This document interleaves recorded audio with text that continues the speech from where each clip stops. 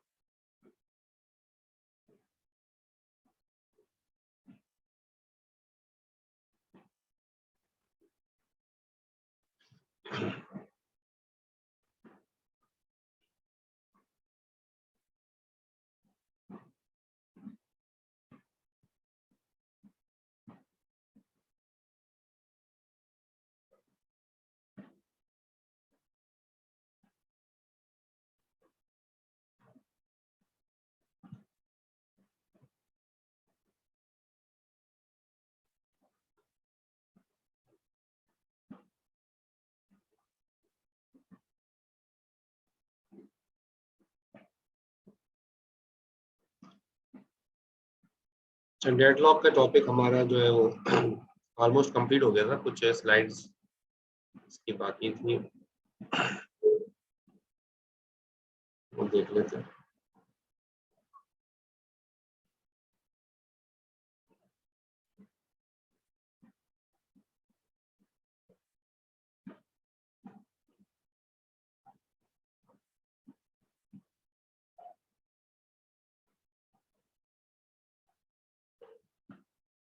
इसमें मुझे आपको रिसोर्स एलोकेशन ग्राफ का बताना था, wait for graph, wait for graph का बताना। ये एग्जांपल हमने की थी हमने मिड से पहले।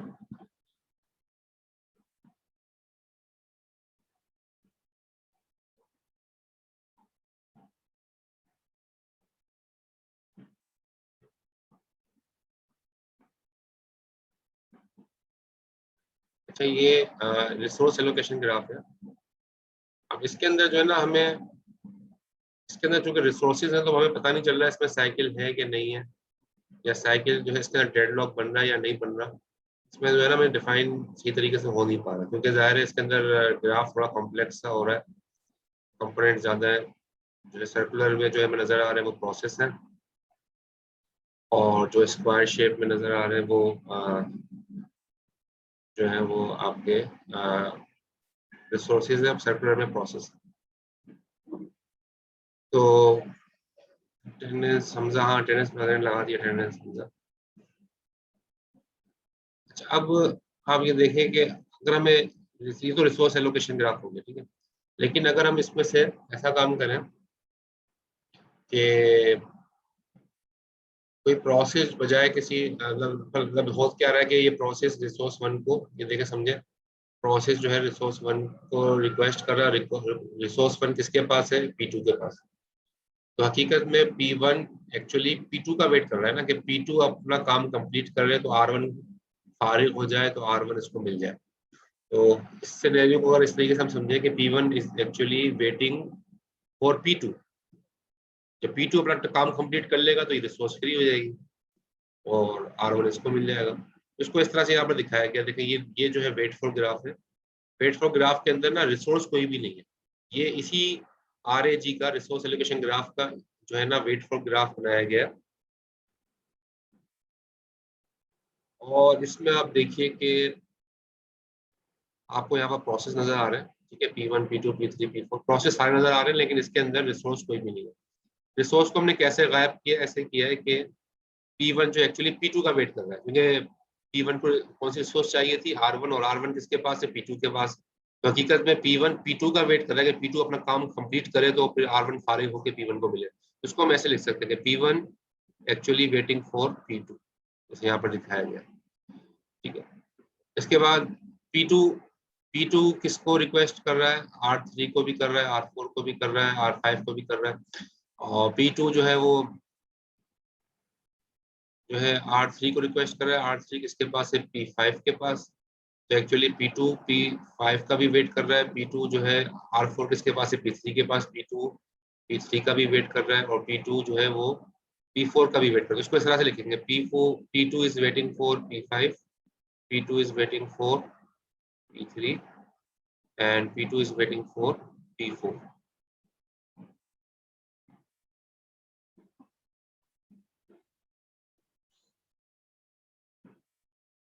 ठीक है,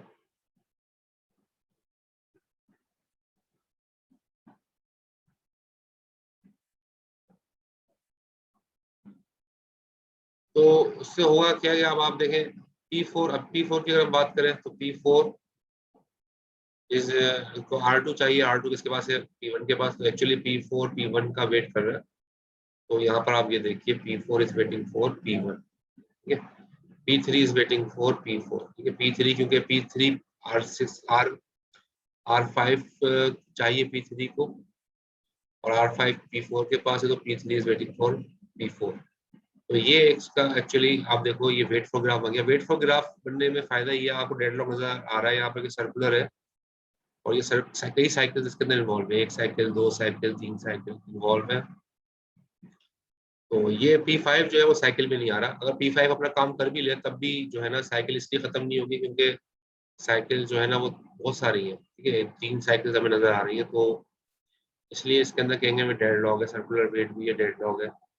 तो कहने का मकसद ये है कि एग्जाम में फाइनल में ऐसा सवाल आ सकता है कि एक आपको ग्राफ गिवन हो, RAG गिवन हो, और आपसे कहा जाए कि आप इसको इसका आप वेट फॉर ग्राफ बनाइए। ये वेट फॉर ग्राफ है, ठीक है, आप इसका वेट फॉर ग्राफ बनाइए और ये बताएं इसमें डेडलॉक एग्जिस्ट कर रहा है कि नहीं कर रहा। तो इस तरह के भी क्वेश्चंस आते हैं, लेकिन मिड टर्म में ये क्वेश्चन आपको नहीं दिया था, क्योंकि फाइनल में ऐसे आ सकते हैं क्वेश्चन इस चैप्टर से। क्लियर है, कोई क्वेश्चन हो तो कर सकते हैं।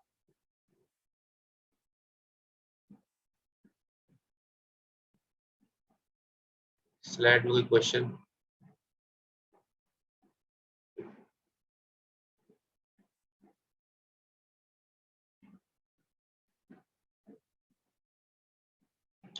तो बस ये बाकी सारी चीजें हमने पढ़ ली थी। ये अवेलेबल कितनी रिसोर्सेज हैं, रिक्वेस्ट कितनी है।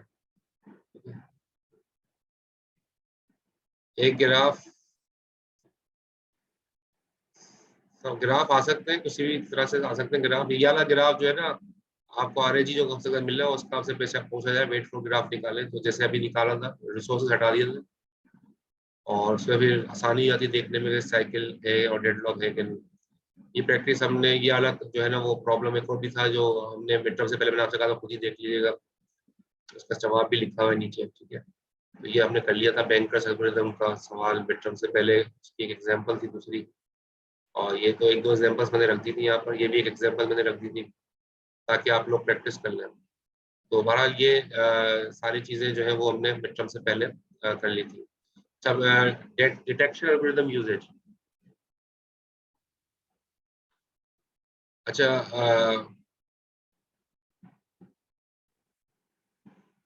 ये है कि एल्गोरिथम जाहिर है अगर डेडलॉक एग्जिस्ट करता है तो ऐसा एल्गोरिथम होना चाहिए जो देखे कि भाई डेडलॉक डिटेक्ट करे, डेडलॉक को, डेडलॉक है कि नहीं उसको डिटेक्ट करे। और कौन आएंगे क्लास में? फुरकान। फुरकान, आपकी तो बहुत सारी एब्सेंटीज हैं। मैं बहरहाल मैं आपकी आज की क्लास की प्रेजेंट लगा देता हूँ, क्योंकि आपने बहुत अभी भी लेट ज्वाइन किया आपने।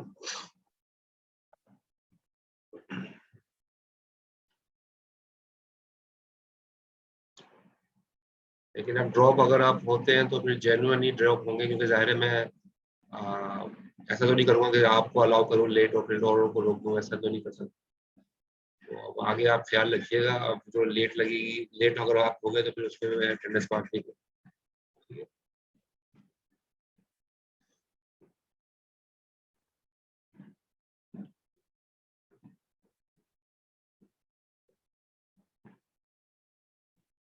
अच्छा जी, तो डेडलॉक कितनी जल्दी जल्दी हो रहा है, ठीक है, ये देखना होता है। और how many processes will need to be rolled back, कितने प्रोसेस को हम रोल बैक कर सकते हैं कि भाई डेडलॉक खत्म हो जाए। जैसे ट्रैफिक जाम हो जाता है, उसमें हम कुछ गाड़ियों को पीछे करते हैं कि ट्रैफिक जाम खुल जाए। इस तरह से कुछ प्रोसेस को हम रोल बैक कर देते हैं कि वो कुछ प्रोसेस जो है अपनी रिसोर्सेज को छोड़ दें, रिलीज कर दें, ताकि जो है वो डेडलॉक जो बना है वो खत्म हो जाए। उसके लिए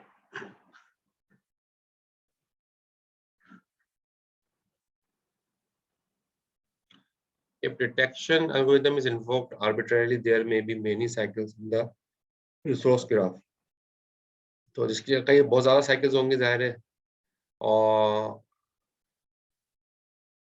जब एक से ज्यादा साइकिल्स हों ग्राफ के अंदर, ठीक है, जब रिसोर्स ग्राफ के अंदर एक से ज्यादा साइकिल्स हों, तो हमें पता करना मुश्किल होता है कि कौन सा प्रोसेस ने किस प्रोसेस को रोल बैक करेंगे डेडलॉक खत्म हो, क्योंकि एक साइकिल्स एक नहीं है, मल्टीपल साइकिल्स है, मल्टीपल साइकिल्स हैं ग्राफ के अंदर, यानी कि सिस्टम के अंदर। और फिर हमें ये पता करना मुश्किल होता है कि किस साइकिल को खत्म करने के लिए हमें कौन सा रिसोर्स जो है वो किससे रिसोर्स जो है प्रीएम्प्ट करें। तो अब रिकवरी के जो है ना, जाहिर है अगर हम डेडलॉक अगर हो गया सिस्टम में और उसकी रिकवरी के अगर हमें देखना है, डेडलॉक सिस्टम के अंदर डेडलॉक जो है वो रिकवर हो जाए, तो उसकी रिकवरी के लिए जो है कुछ तरीकेकार है। एक तरीका है कि प्रोसेस टर्मिनेशन, ये प्रोसेस को जो है ना वो टर्मिनेट कर दिया जाए, प्रोसेस को टर्मिनेट कर दिया जाए, प्रोसेस टर्मिनेशन, जो रनिंग प्रोसेस है उसको टर्मिनेट कर दिया जाए। तो होता ये कि जब एक प्रोसेस को जैसे हम अल्टर कंट्रोल डिलीट करके टर्मिनेट कर देते हैं, ठीक है, तो कभी कभी सिस्टम हैंग होता है, तो कोई प्रोसेस चल रहा होता है, हम उसको टर्मिनेट कर देते हैं फोर्सफुली, तो उससे भी जो है डेडलॉक खत्म हो जाता है। तो सारे प्रोसेस को भी किल कर सकते हैं, जैसे यहाँ लिखा है अबॉर्ट ऑल डेडलॉक प्रोसेस, जितने प्रोसेस की वजह से डेडलॉक हो रहा है उन सबको जो है किल कर दें, अबॉर्ट कर दें, तो डेडलॉक खत्म हो जाएगा। Abort one process at a time until the deadlock cycle is eliminated, ठीक है, यानी कि एक एक करके प्रोसेस को आप अबॉर्ट करते जाएं, और कब तक अबॉर्ट करते जाएं, जब तक कि डेडलॉक खत्म ना हो जाए। जैसे ही डेडलॉक खत्म हो जाए फिर आप अबॉर्ट करना छोड़ दें, ठीक है। जैसे 10 प्रोसेस हैं, एक प्रोसेस को आपने अबॉर्ट किया, किल किया, डेडलॉक नहीं हटा, फिर आपने दूसरे को किल किया, डेडलॉक नहीं हटा, जो जो आपको लग रहा था जिसकी वजह से डेडलॉक हो रहा है उन प्रोसेस को आपने किल करना शुरू किया, तीसरा चौथा पांचवा प्रोसेस आपने किल किया, डेडलॉक खत्म हो गया। उसके बाद जाहिर है किल करने की जरूरत नहीं है, अबॉर्ट करने की जरूरत नहीं है, क्योंकि डेडलॉक जो है वो खत्म हो चुका है। तो यहाँ पर ये बात लिखिए कि वन बाय वन जो है प्रोसेस को आप अबॉर्ट करते रहे अनटिल, कब तक कि the deadlock cycle is eliminated, जब तक कि डेडलॉक की साइकिल खत्म ना हो जाए, तब तक ये काम कर सकता है।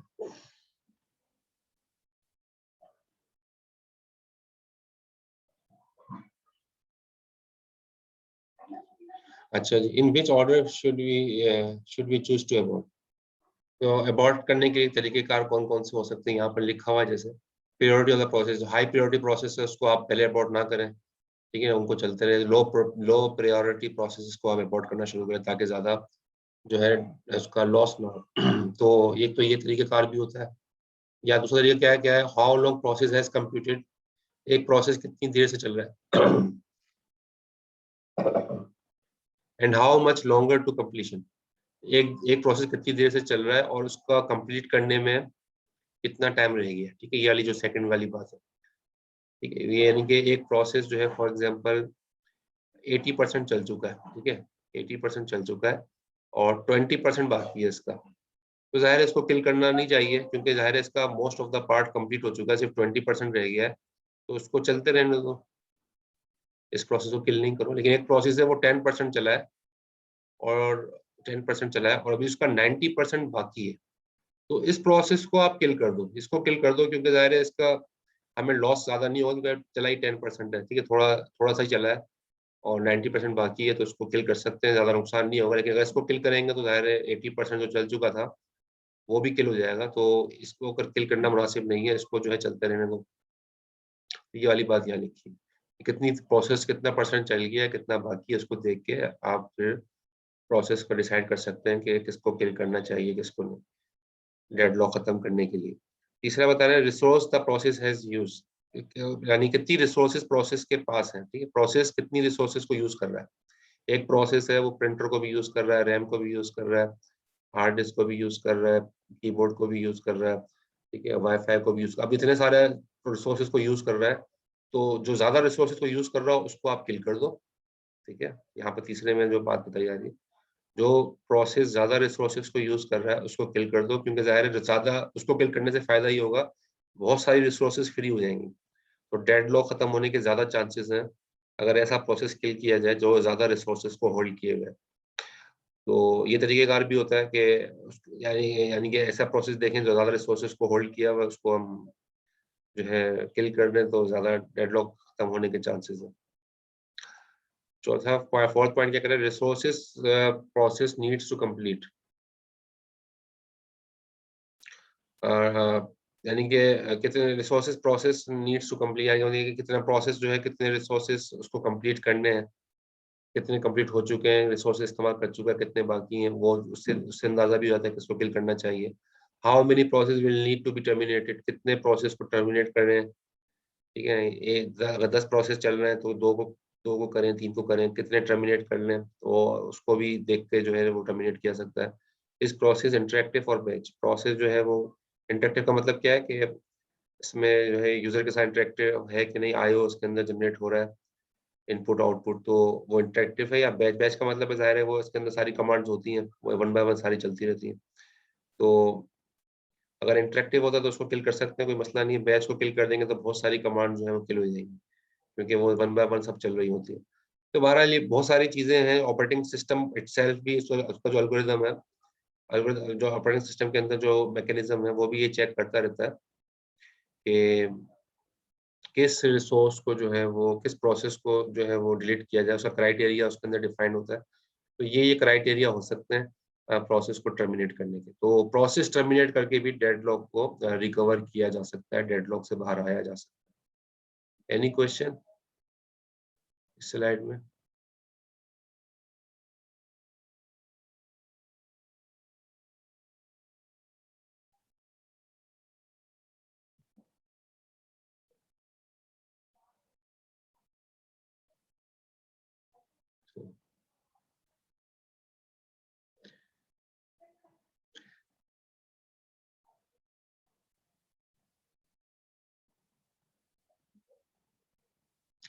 अच्छा, अब यहाँ देख लेते हैं, यहाँ पर ये दिखाया है कि रिकवरी फ्रॉम डेडलॉक एक तरीका तो प्रोसेस टर्मिनेशन का था जो हमने देखा पिछली स्लाइड में।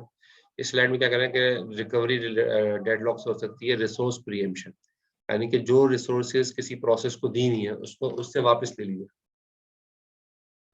उससे वो वापस ले लीजिए रिसोर्सेज, तो जाहिर है डेडलॉक खत्म हो जाएगा। तो ये एक तरीकेकार भी डेडलॉक खत्म करने का है, रिसोर्स प्रीएम्पशन का।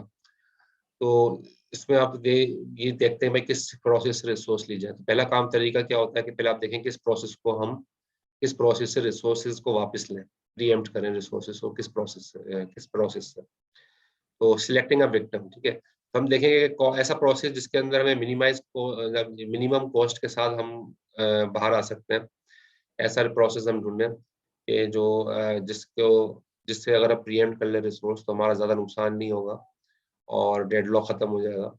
तो वो पहले प्रोसेस को सिलेक्ट कर लें। फिर इसके बाद क्या, रोल बैक। रोल बैक का मतलब यही है कि उससे आपने चीज़ों को जो है उस प्रोसेस से ले लिया, और रोल बैक का मतलब है कि return to the safe state, यानी कि अभी ज़ाहिर है डेडलॉक है, डेडलॉक को अब आपने क्या किया, प्रोसेस को रोल बैक करना शुरू कर दिया। रोल बैक का मतलब क्या है कि जब डेडलॉक नहीं था, यानी कि जब सेफ स्टेट पे था सिस्टम, उस वक्त तक जो है ना सारे प्रोसेस जो है वो रोल बैक हो जाएंगे, और सारे प्रोसेस फिर दोबारा रीस्टार्ट होंगे जहाँ से वो रोल बैक किए गए। ठीक है, यानी कि जहाँ से वो मतलब डेडलॉक खत्म हो गया उसके बाद दोबारा वो चलना शुरू हो जाएगी।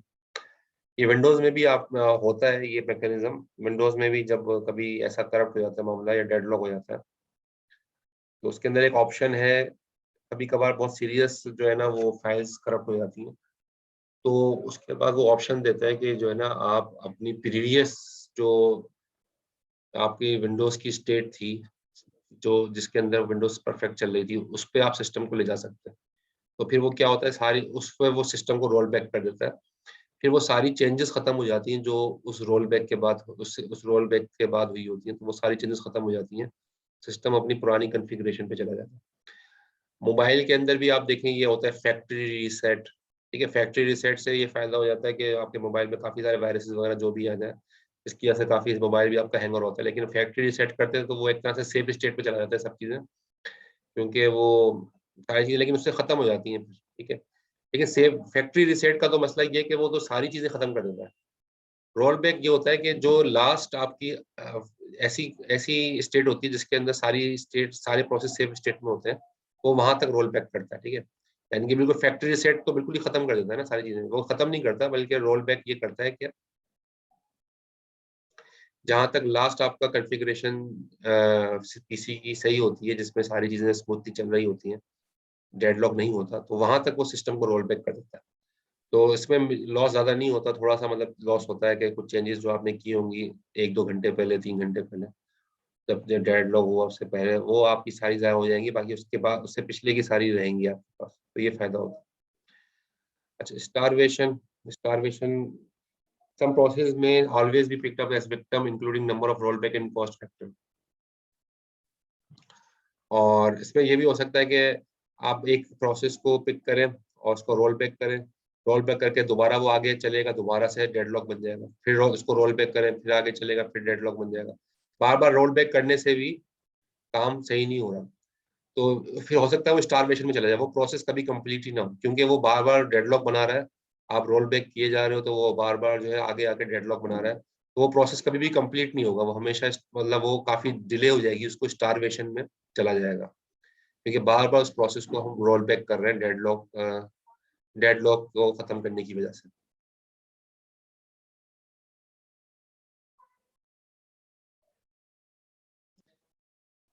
स्टारवेशन क्या है? स्टारवेशन तो हम कई मरतबा पढ़ चुके हैं इस कोर्स में।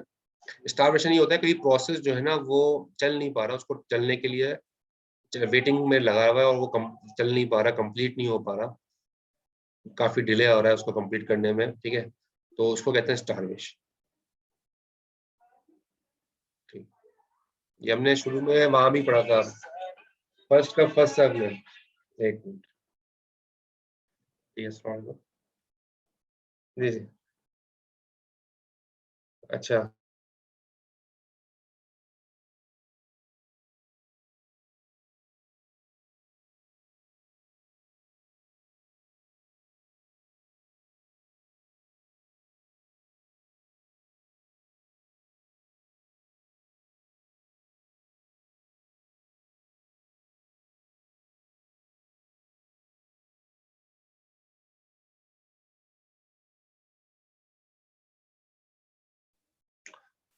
तो स्टारवेशन जो है ना वो इसको कहते हैं। ठीक है, हमने वहां भी पढ़ा था starvation, first come first serve में। ठीक है, यानी कि अगर कोई फर्स्ट शॉर्टेज जॉब फर्स्ट में, जब हम शॉर्टेज जॉब फर्स्ट पढ़ रहे थे ना, शॉर्टेज जॉब फर्स्ट में वो करता है ये कि छोटे प्रोसेस होता है वो पहले आता है, बड़ा प्रोसेस बाद में आता है।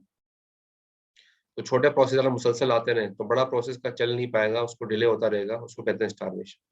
तो मुसलसल छोटे प्रोसेस आते जा रहे हैं और बड़ा प्रोसेस एल्गोरिदम ऐसा बना हुआ है कि वो छोटे प्रोसेस को पहले चलाता है और बड़े प्रोसेस को बाद में, लेकिन बड़े प्रोसेस का नंबर नहीं आ पा रहा क्योंकि छोटे प्रोसेस बहुत सारे आते जा रहे हैं, तो बड़ा प्रोसेस स्टारवेशन में चला जाएगा। तो ये स्टारवेशन हम पहले पढ़ चुके हैं, यहाँ पर भी दोबारा इसका जिक्र है।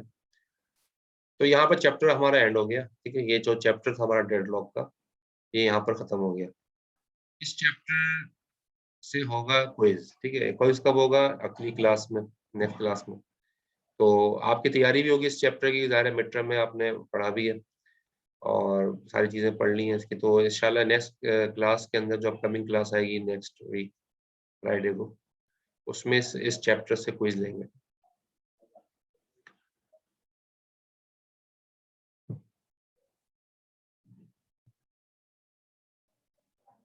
क्विज एमसीक्यू बेस होगा। मैं अभी मैंने कुछ बनाया नहीं है, देखते हैं। तो आप लोग तैयारी कर लीजिएगा अपनी हर लिहाज से, जैसा भी कुछ आ जाए। अच्छा जी, अब अगला चैप्टर स्टार्ट करते हैं, थ्रेड्स।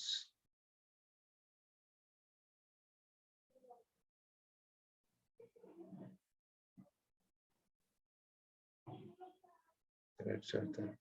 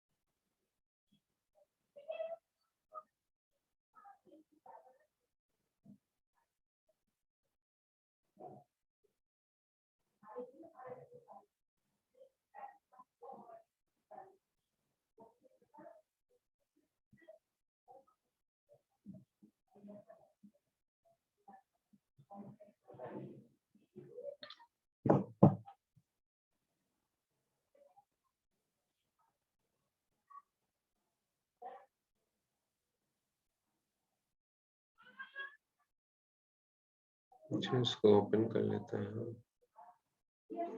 Recent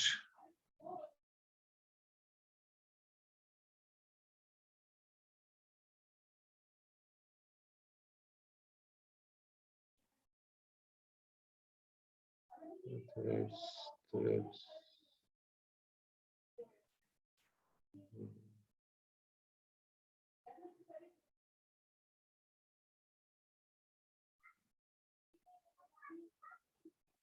threads.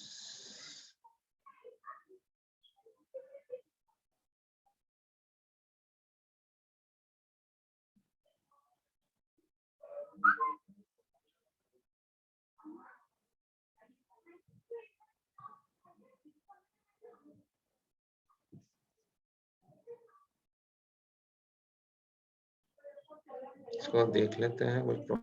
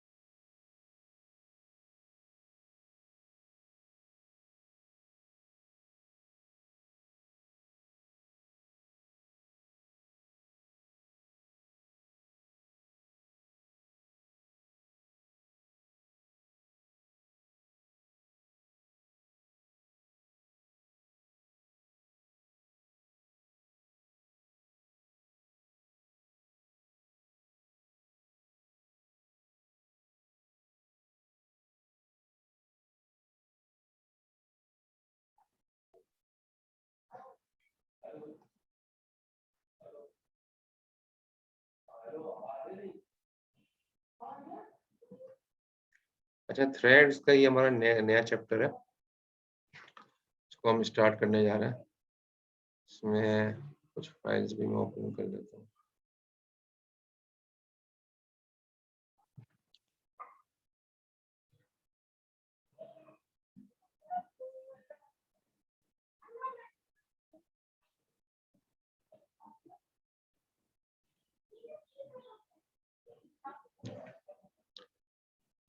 अच्छा, थ्रेड्स क्या होते हैं? देखिए, थ्रेड्स जो है ना वो कभी आपने पढ़ा थ्रेड्स के बारे में इससे पहले, आज की क्लास से पहले? थ्रेड्स का कॉन्सेप्ट है सी शार्प में या जावा में कहीं पढ़ा है आपने रिगार्डिंग थ्रेड्स?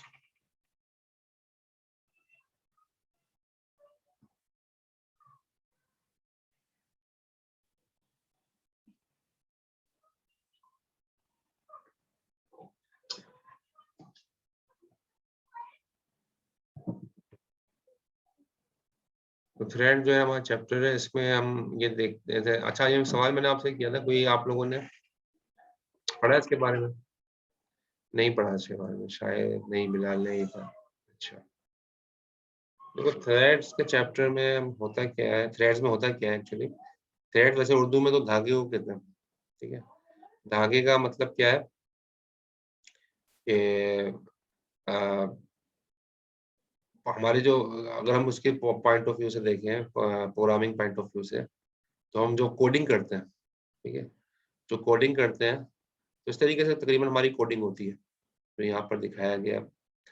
यानी कि उसका अगर वे देखें कोडिंग का, तो आपका मेन प्रोग्राम होता है। मेन प्रोग्राम में आने के बाद आपने कोई वेरिएबल बनाया, फॉर एग्जांपल इंटीजर है, एक इसे को 5 असाइन कर दिया, फिर स्क्रीन पे प्रिंट करवा रहे हैं, enter your name, if A is less then 4, अगर ए की वैल्यू 4 से कम है तो कोई इंस्ट्रक्शन चल जाए, एल्स अगर इसके 4 से ज्यादा होगी तो कुछ और इंस्ट्रक्शन चल जाएंगी, क्योंकि फंक्शन आपने बना दिया, ठीक है। फंक्शन के अंदर जो है कोई चीज चल रही है, फॉर जैसे for I is equal to 1, I is less than equal to 3, I plus plus, ये 4 का लूप चल रहा है, और ये जाहिर है चलेगा। तीन आई 1 से चला 2 मरतबा ये लूप चलेगा, आई प्लस प्लस होता रहेगा, ठीक है। उसके बाद एक और फंक्शन बनाया है, वो 2 मरतबा, ये फंक्शन जो है ये 1 मरतबा चलेगा। 2 फंक्शन हमने क्रिएट कर दिए। अब ये हो क्या रहा है, एग्जीक्यूशन कहाँ से स्टार्ट होगी, मेन प्रोग्राम से, यहाँ से स्टार्ट होगी, ठीक है। यहाँ से इसकी, अगर मैं इसको यहाँ से पॉइंटर ले लूँ तो समझाने में आसानी होगी।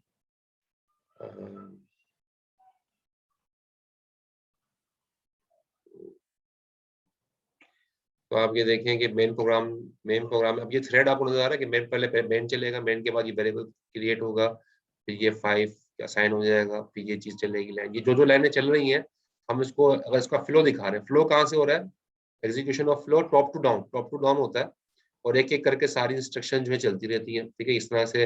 अब यहाँ पर आएगा, ये फंक्शन कॉल हुआ, ये फंक्शन का जब कॉल हुआ तो फंक्शन ये कॉल होकर यहाँ पर आएगा, ये फंक्शन यहाँ पर कॉल हो रहा है, ये फंक्शन कॉल होकर यहाँ आएगा, ये चलेगा, ये चलने के बाद दोबारा रिटर्न होगा यहाँ पर, फिर दूसरा एक फोर का लूप लगा हुआ है, फोर का लूप यहाँ चलेगा, ठीक है। तो कहने का मतलब ये है कि ये पूरा जो है ना एक एग्जीक्यूशन है, जिस जिस एग्जीक्यूशन ऑफ फ्लो जिसको हम कहते हैं, उसी को हम थ्रेड कहते हैं। यानी कि ये थ्रेड की तरह, धागे की तरह जो है ना इसकी शेप बन रही है, ठीक है, और इसी को हम कहते हैं थ्रेड। यानी कि इंस्ट्रक्शन जो है, इंस्ट्रक्शन का जो फ्लो है, फ्लो ऑफ एग्जीक्यूशन है, इंस्ट्रक्शन एक एक करके एग्जीक्यूट हो रही है, उसको हम कहते हैं थ्रेड। तो थ्रेड क्लियर हो गया, थ्रेड किसे कहते हैं, execution of flow of instructions, इसको हम कहते हैं थ्रेड।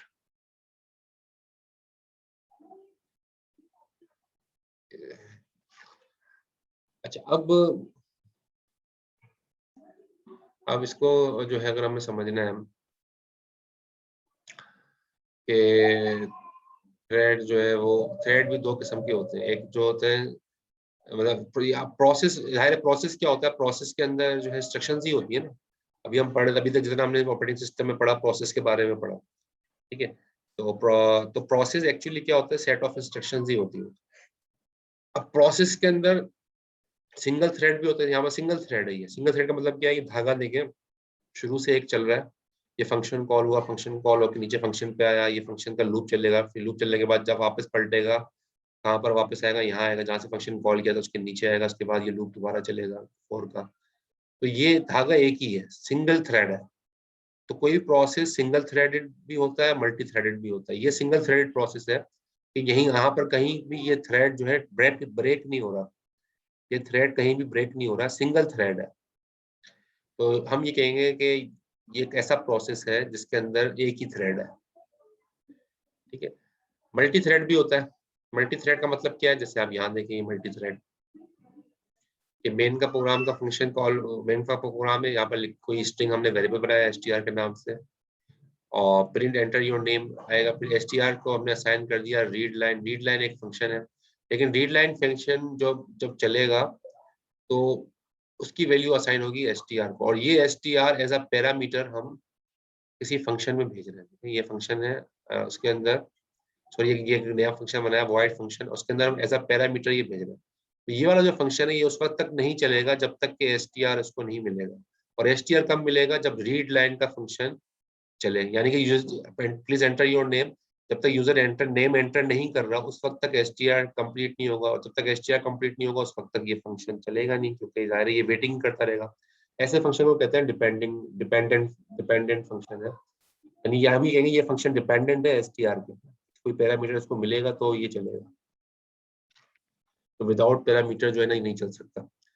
तो अब आप हुआ क्या कि एग्जीक्यूशन चला, प्रोग्राम यहाँ तक चला और रीड लाइन पे आके रुक गया, अब ये आईओ के लिए वेट कर रहा है, ठीक है, ये अब आईओ के लिए वेट कर रहा है, और जब आईओ मिलेगा तब वो यहाँ से स्टार्ट करेगा, तब ये फंक्शन चलेगा और यहाँ से स्टार्ट करेगा, ठीक है। तो ये जो है ना इस तरह की, अब यह 2 थ्रेड्स हो गए, एक थ्रेड ये ऊपर है और एक थ्रेड यहाँ नीचे है, यहाँ पर देखें थ्रेड ब्रेक हो गया है, ठीक है। तो ऐसे प्रोसेस जिसके अंदर मल्टीपल थ्रेड्स हो, सीक्वेंस एक ना हो बल्कि सीक्वेंस जगह जगह टूट रहा हो, तो ऐसे प्रोसेस को हम कहते हैं multi threaded process. Multi threaded process के अंदर एक फ्लो, एग्जीक्यूशन का एक फ्लो नहीं होता बल्कि एग्जीक्यूशन के मल्टीपल फ्लोज होते हैं, और जो है मल्टीपल फ्लोज जब चल रहे होते हैं तो हम कहेंगे this is the multi threaded process. तो क्लियर हो गया, सिंगल थ्रेडेड और मल्टी थ्रेडेड प्रोसेस क्लियर हो गया ये आप लोगों को? कोई क्वेश्चन इसमें? सिंगल थ्रेडेड प्रोसेस और मल्टी थ्रेडेड प्रोसेस।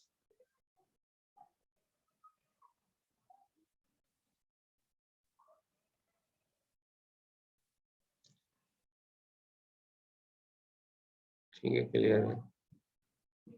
अच्छा, यहाँ पर ये बात लिखिए कि एक प्रोसेस में एक थ्रेड तो लाजमी होगा, इसे लिखा है बाय डिफॉल्ट हर प्रोसेस के लिए एक थ्रेड लाजमी क्रिएट होता है, हर प्रोसेस के लिए एक थ्रेड तो होगा ही होगा, ज़ाहिर है कुछ ना कुछ तो इंस्ट्रक्शन होंगी ना, ऐसा प्रोसेस नहीं होता जिसमें कोई थ्रेड ही ना हो, यानी कोई इसमें इंस्ट्रक्शन ही ना हो।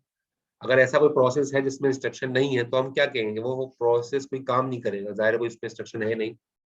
ऐसे प्रोसेस भी बनते हैं ऑपरेटिंग सिस्टम में जो कि यूजलेस होते हैं, उनका कोई काम नहीं होता, लेकिन वो जस्ट इसलिए क्रिएट होते हैं कि उनको जो है ना टेम्पररी दिखाने के लिए क्रिएट करता है प्रोसेस को, फिर उसको किल कर देता है।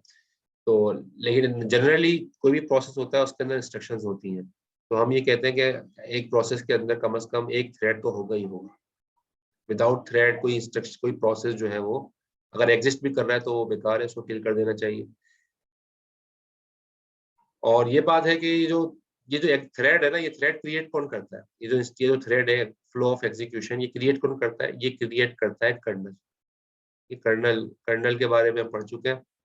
कर्नल ऑपरेटिंग सिस्टम का वो मेन पार्ट है जो जिसके मेन कोड है, जो ऑपरेटिंग सिस्टम जो है जिसकी बिहाफ पे चल रहा होता है। तो ये थ्रेड जो एग्जीक्यूट करता है ना, ये थ्रेड जो रन करता है वो कर्नल करता है, कर्नल की रेस्पॉन्सिबिलिटी है कि फ्लो एग्जीक्यूशन ऑफ फ्लो किसी भी प्रोग्राम को वो चलाए। तो जितने भी थ्रेड क्रिएट होते हैं वो कर्नल जो है वो इस थ्रेड को क्रिएट करता है, ठीक है। जो मेन थ्रेड है ये तो कर्नल ही क्रिएट करेगा, ठीक है। बाकी मल्टी थ्रेड के अंदर जो है चीजें मुख्तलिफ होती हैं। तो मल्टी थ्रेड के अंदर जो है ना वो मल्टी थ्रेड के अंदर जो है ना इसके अंदर लाइब्रेरीज जो है वो मल्टी थ्रेड प्रोसेस को जो है वो मदद देती हैं। लाइब्रेरी कौन सी होती है? तो आपने जैसे C# में, C++ में और मुख्तलिफ जगहों पे कुछ लाइब्रेरीज होती हैं, उन लाइब्रेरीज को ऐड करने से आप थ्रेड को क्रिएट